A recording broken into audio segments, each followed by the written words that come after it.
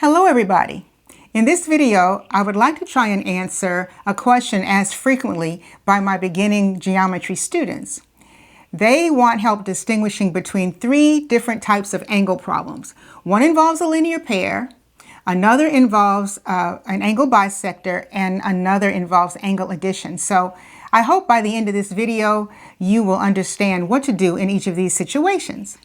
So my first problem is with a linear pair. We are asked to find the measure of angle TQR and the measure of angle TQP.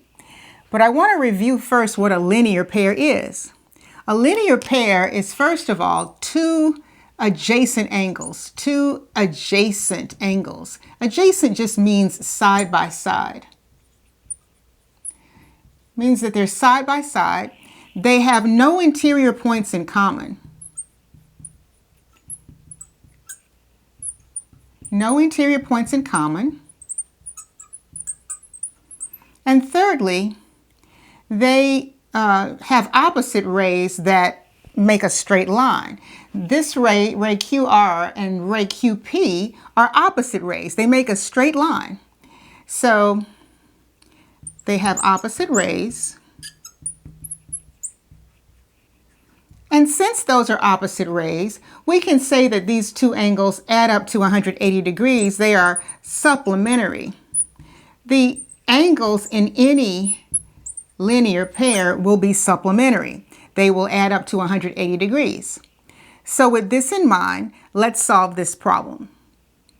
Now, since our pair of angles is supplementary, we know they will add up to 180 degrees. I'm going to add them together and set them equal to 180 degrees. I'll combine like terms. I will add 12 to both sides. And I have 12x is equal to 192. Now dividing both sides by 12, I have x is equal to 16. But that is not what they ask us to find. We need to find the measure of angle TQR. That's here.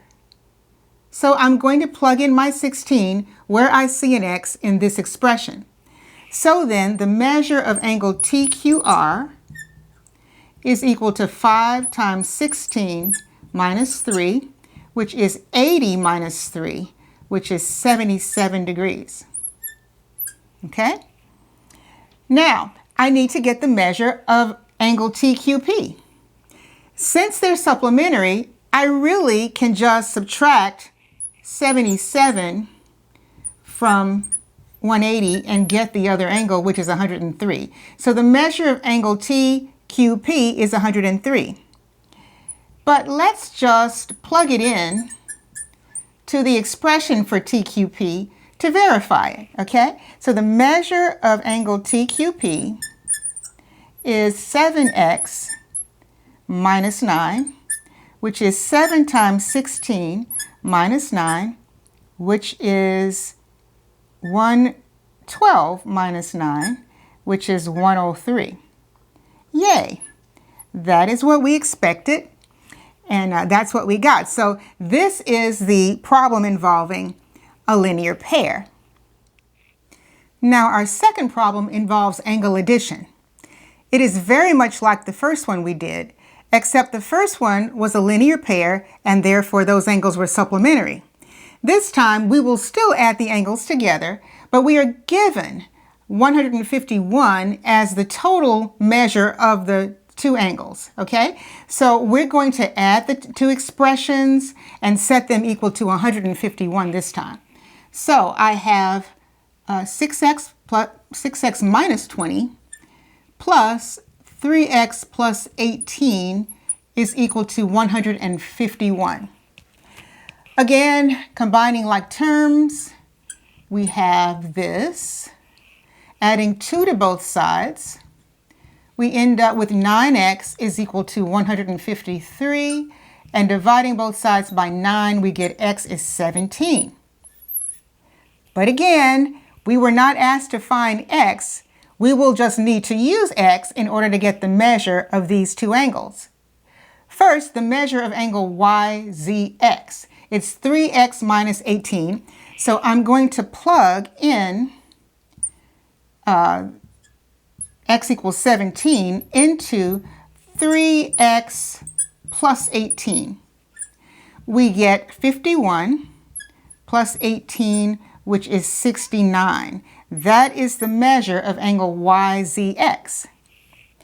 Now, in order to get the measure of angle WZX, since the total is 151, we really could just subtract 69 from 151 and get 82.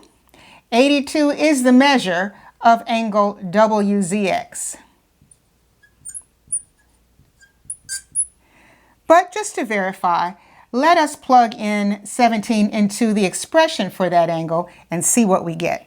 The measure of angle WZX is 6 times 17 minus 20, which is 102 minus 20, which again is 82.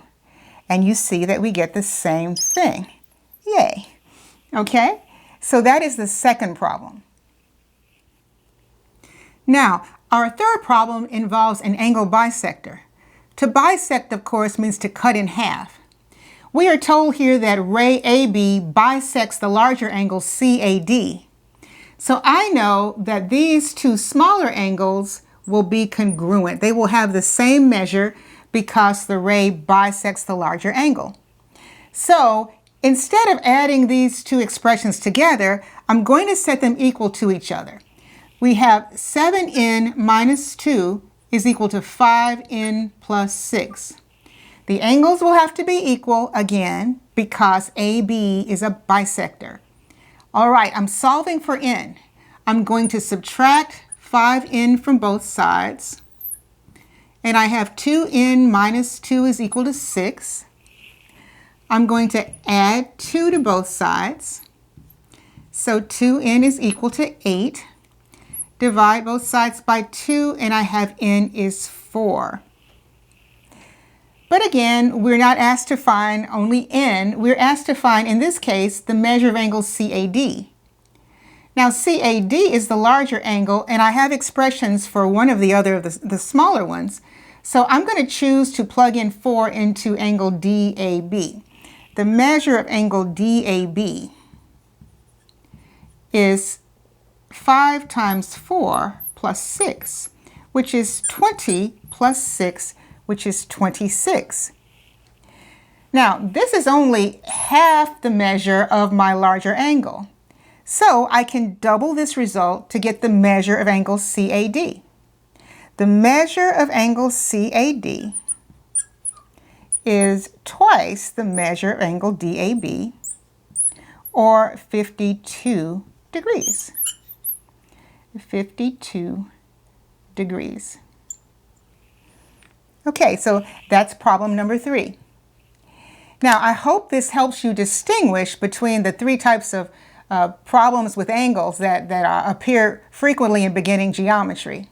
If the video helped you, I hope that you will like and comment and subscribe, and I will see you next time. Thanks so much for watching.